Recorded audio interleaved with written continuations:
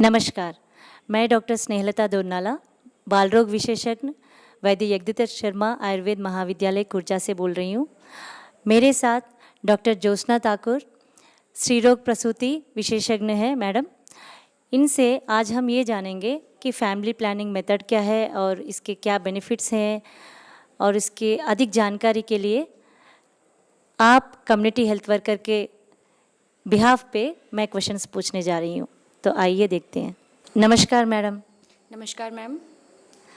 Ma'am, हमारे ये community health workers के लिए एक फैमिली प्लानिंग का एक पूरा अध्याय है, उसके बारे में और ज़्यादा जानकारी लेने के लिए आपके पास हैं।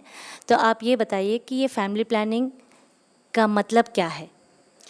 फैमिली प्लानिंग का जहाँ तक विषय है तो फैमिली प्लानिंग जो है वो ऐसे मेथड्स हैं कॉन्ट्रासेप्शन के, इस तरह के मेथड्स हैं जिनमें कि जो प्रेगनेंसी है उसको प्रिवेंट करने के लिए, चाहे वो टेम्प्रेरी मेथड्स हों चाहे वो परमानेंट मेथड्स हों, उनको यूज़ किया जाता है to prevent the future pregnancy और फॉर स्पेसिंग द बर्थ। हम स्पेस देना चाहते हैं दो बच्चों के बीच में, तो उसके लिए भी ये जो मेथड्स हैं वो यूज़ किए जाते हैं। ऐसे क्या क्या मेथड्स हैं मैम अभी? कंट्रासेप्शन के जो मेथड्स हैं उनमें कुछ टेम्प्रेरी मेथड्स हैं, कुछ परमानेंट मेथड्स हैं। टेम्प्रेरी मेथड्स में अगर हम देखते हैं तो बहुत सारे बैरियर मेथड्स, जिसमें कि जो है वो बैरियर रहेगा, जो कांटेक्ट है स्पर्म का वो नहीं हो पाएगा। तो उसके लिए जो मेथड्स आते हैं वो है मेल के लिए, जैसे कॉन्डोम है, और जो गवर्नमेंट की सप्लाई है उसमें भी अवेलेबल रहते हैं कॉन्डोम। ये जस्ट लाइक अ पॉच होता है पॉलीयूरेथिन का बना हुआ, जिसको कि मेल जेनिटेलिया पे पुट ऑन किया जाता है, और ये भी प्रिवेंट करता है स्पर्म का ट्रांसफ़र इनटू द यूट्रस, उसको प्रिवेंट करेगा। इसके अलावा जो है कुछ जो केमिकल्स आते हैं उसमें जेलीज होती हैं, क्रीम्स होती हैं या फोम टैबलेट्स होती हैं, उनको यूज़ किया जाता है। या फीमेल कॉन्डोम या फीमेल डायफ्राम या फीमेल कैप आती हैं, उनको जो है फीमेल जेनिटेलिया में जो है बिफोर इंटरकोर्स जो है वो अबाउट 5 मिनट्स पहले जो है उनको अप्लाई कर दिया जाता है, और फिर जो है वो एज अ स्पर्मिसिडल एक्ट करती हैं और स्पर्म को किल करती हैं। इस तरह से वो प्रिवेंट करते हैं। ये टेम्प्रेरी मेथड्स में आता है। इसके अलावा कुछ नेचुरल मेथड्स होते हैं कंट्रासेप्शन के। नेचुरल मेथड्स में है जैसे रिदम मेथड है। इसमें ये होगा कि हमें पेशेंट को एडवाइस करना पड़ेगा कि जो उसका फर्टाइल पीरियड है वो उसकी कैलकुलेशन करनी पड़ेगी। तो फर्टाइल पीरियड वो अपना कैसे कैलकुलेट करेगी, तो इसके लिए हम पेशेंट को कह देते हैं कि वो जो फर्स्ट 6 to 12 मंथ्स तक वो अपना रिकॉर्ड रखे अपने साइकिल्स का, कि उसके साइकिल कब आ रहा है, कितने डेज़ का आ रहा है, पूरा इंटरवल के साथ उसका रिकॉर्ड रखेगी। और उसके बाद हम उसमें देखेंगे कि उसका जो सबसे शॉर्टेस्ट साइकिल कौन सा था और सबसे लॉन्गेस्ट साइकिल कौन सा था।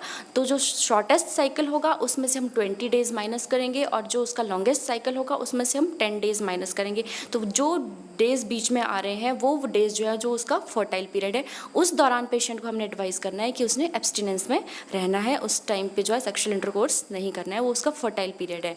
एक तो ये रहता है नेचुरली। सेकेंड रहता है टेम्परेचर रिदम। टेम्परेचर रिदम में हम क्या पेशेंट को एडवाइस करते हैं कि वो डेली जो है मंथली अपना टेम्परेचर जो है वो डेली बेसिस पे किसी पर्टिकुलर टाइम पे रिकॉर्ड करे और उसकी पूरी रिकॉर्डिंग रखे।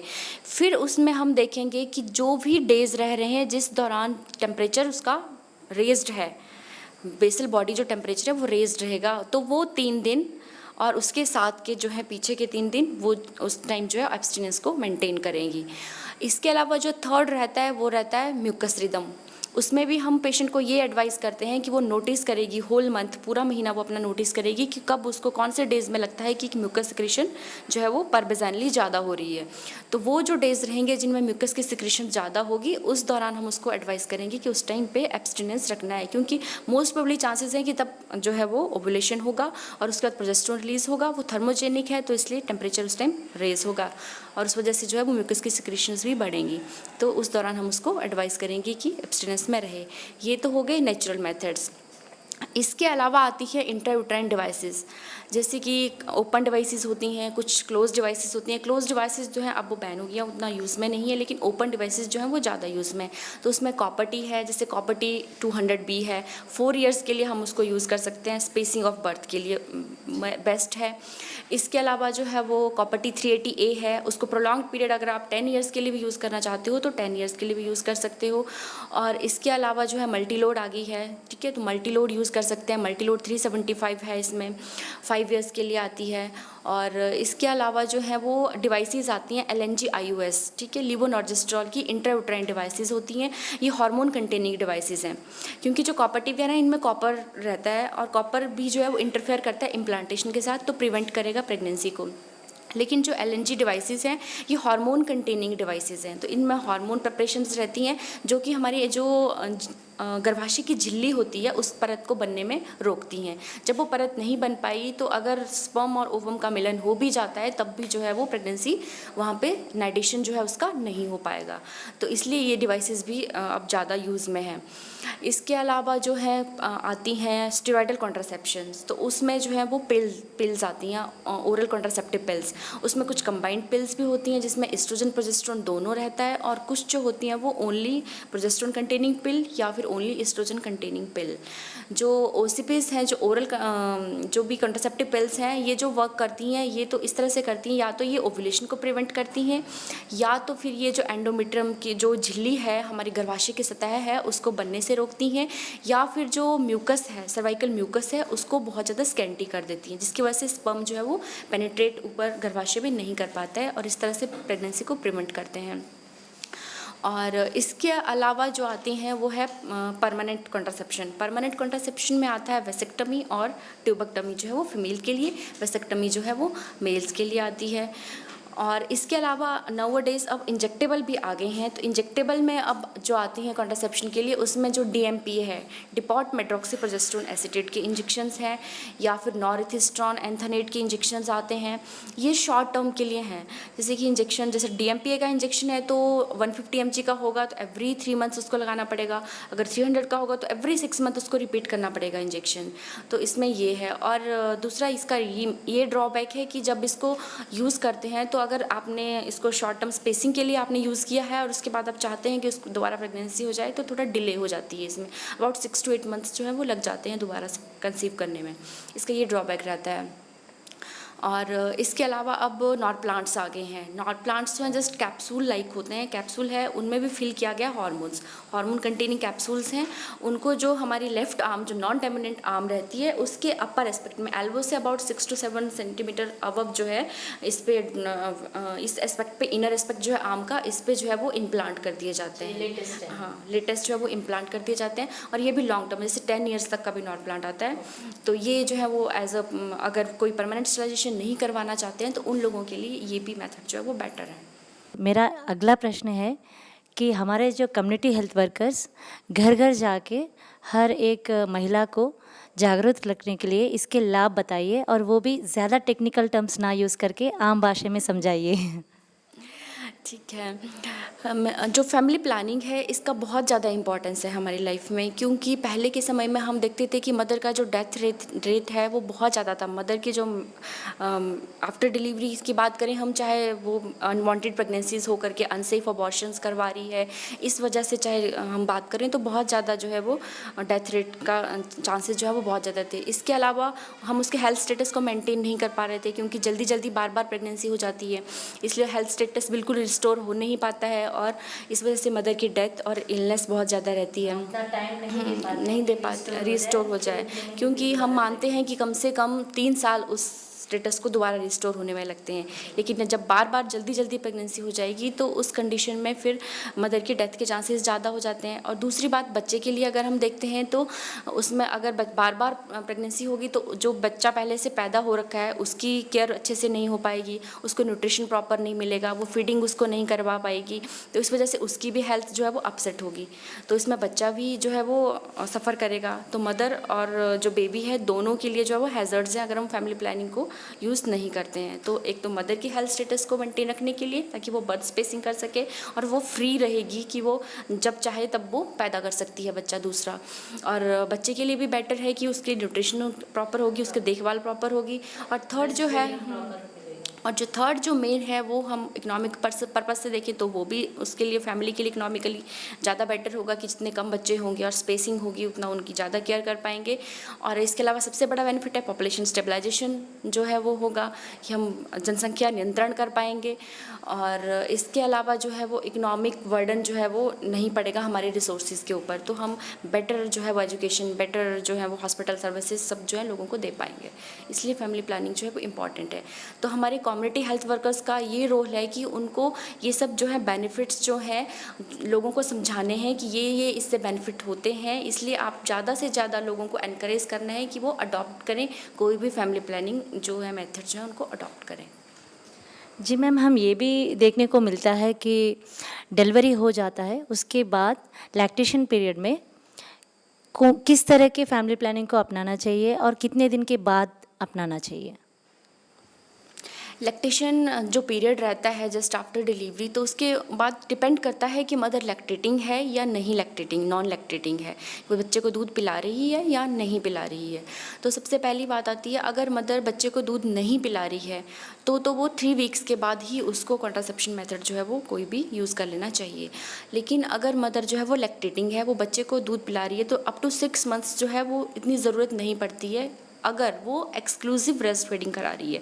एक्सक्लूसिव का मतलब है कि वो कुछ भी और खाना पीना जो है वो बच्चे को नहीं दे रही है, सिर्फ अपना दूध पिला रही है, और दिन में कम से कम 8 से 10 बार दूध पिलाना है और 10 से 20 मिनट के पीरियड तक वो दूध पिला रही है, तो वो हमारे शरीर में ऐसा लेवल रहेगा कि प्रेगनेंसी होने के चांसेस नहीं हैं। तो 6 मंथ्स तक लैक्टेटिंग मदर में कोई ज़रूरत नहीं है, और 6 मंथ्स के बाद जो है वो कॉन्ट्रासेप्शन मेथड ले सकती है। उसके लिए सबसे बेस्ट होता है प्रोजेस्टेरोन ओनली पिल, जिसको हम मिनी पिल कहते हैं। ये लैक्टेशन पिल भी इसको कहते हैं, क्योंकि इस पिल का लैक्टेशन के ऊपर कोई इफेक्ट नहीं पड़ता है, और इसमें सबसे बेटर ये है कि कोई ऑन एंड ऑफ रिजीम नहीं है, ताकि वो भूलने का कोई इसमें वो प्रॉब्लम नहीं है, तो वो उसको रेगुलरली ले सकती है, और लैक्टेशन को भी ये कोई जो है वो इंटरफेयर नहीं करेगा।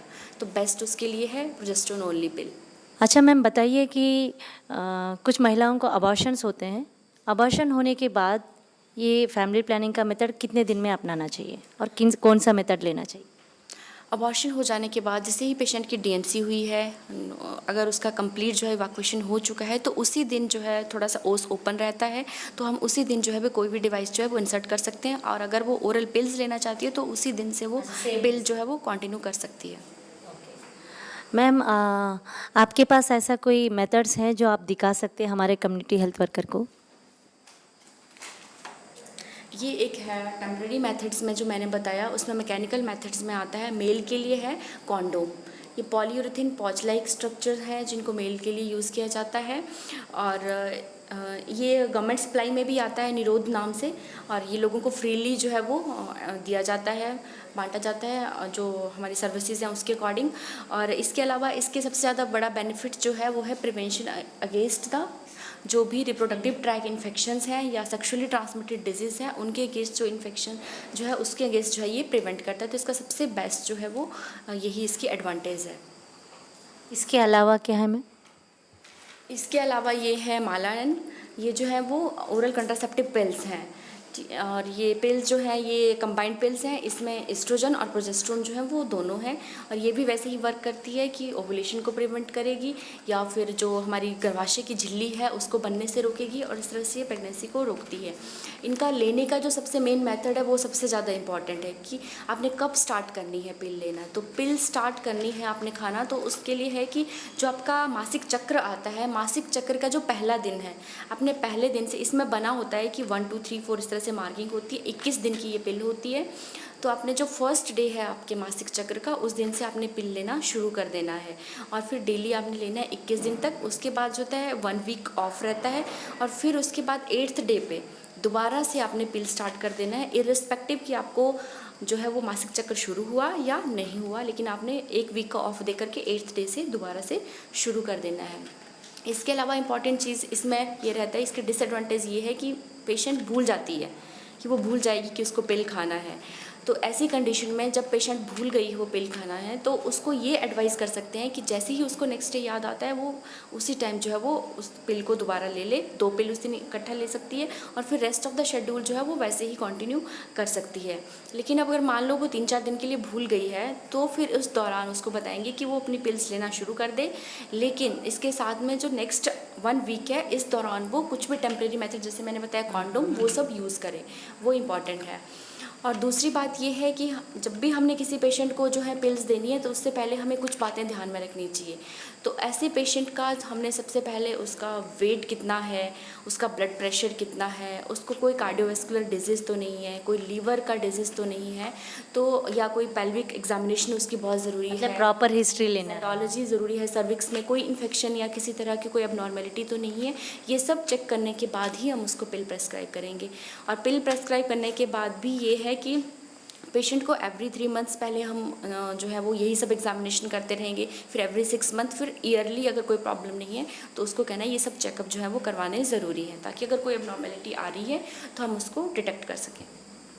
ठीक है, और कॉपर टी के बारे में भी कुछ बताइए। इसके अलावा ये है कॉपर टी, ये कॉपर कंटेनिंग डिवाइसेस होती हैं, इसमें कॉपर टी 375 आती है। इसके अलावा copper T 380A, copper T 200B, 200B जो है वो 4 इयर्स के लिए है, 375 जो है वो 10 इयर्स के लिए, 380A भी जो है वो 10 इयर्स के लिए है।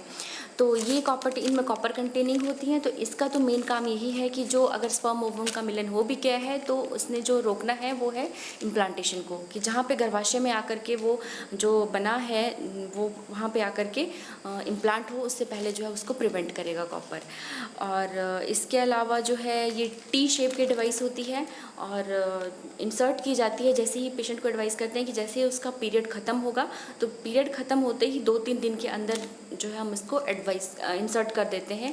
और इंट्रोड्यूस करने के लिए जो है इसमें एक प्लंजर रहता है, कि प्लंजर रहेगा और इंट्रोड्यूसर रहेगा। हम इसको डिवाइस को थोड़ा सा जो है वो मोल्ड करके इसके अंदर एंटर करेंगे और यूट्राइन साउंड से गर्भाशय का जो लंबाई है उसको नाप करके फिर उसको पूरा फिक्स कर लेते हैं और उसके बाद प्लंजर से हल्के से पुश कर देते हैं। तो इस तरह से क्या ये इंसर्ट करने के लिए महिला को एडमिट होना ज़रूरी होता है?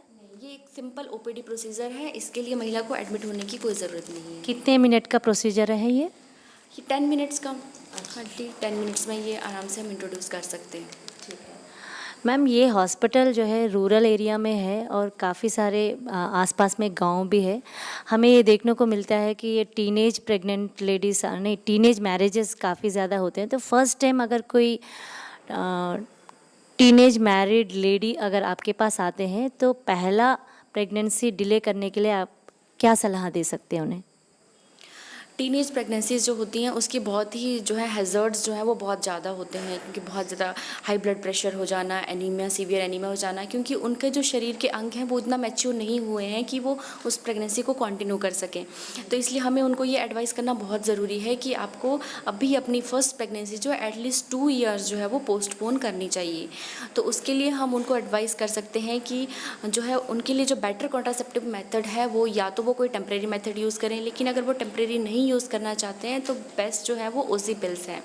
तो ओरल कंट्रासेप्टिव पिल्स जो है वो यूज़ कर सकते हैं, क्योंकि हम उनमें आईयूडी इंसर्ट नहीं कर सकते, उससे जो है वो चांसेस ऑफ पेल्विक इन्फेक्शन जो है वो ज़्यादा हो जाते हैं। इसलिए बेटर उनके लिए ओसी पिल्स ही हैं। बहुत अच्छी जानकारी हमें फैमिली प्लानिंग के लिए मिला है। एक और लास्ट क्वेश्चन पूछूंगी मैं, एक बच्चा और दूसरे बच्चे के बीच में कितना गैप होना चाहिए? आइडियल कितना गैप होना चाहिए? आइडियली हमें एक बच्चे के बाद दूसरा बच्चा पैदा करने के लिए एटलीस्ट 3 साल का हमारे बीच में डिफरेंस होना चाहिए, क्योंकि 3 साल जो है जो भी हमारे शरीर में जो है वो कमियां होती हैं उनको पूरा होने में 3 साल लग जाते हैं। तो इसलिए 3 साल का मिनिमम डिफरेंस जो है वो 2 बच्चों के बीच में होना चाहिए। Thank you once again doctor Jyotsna, and thank you all.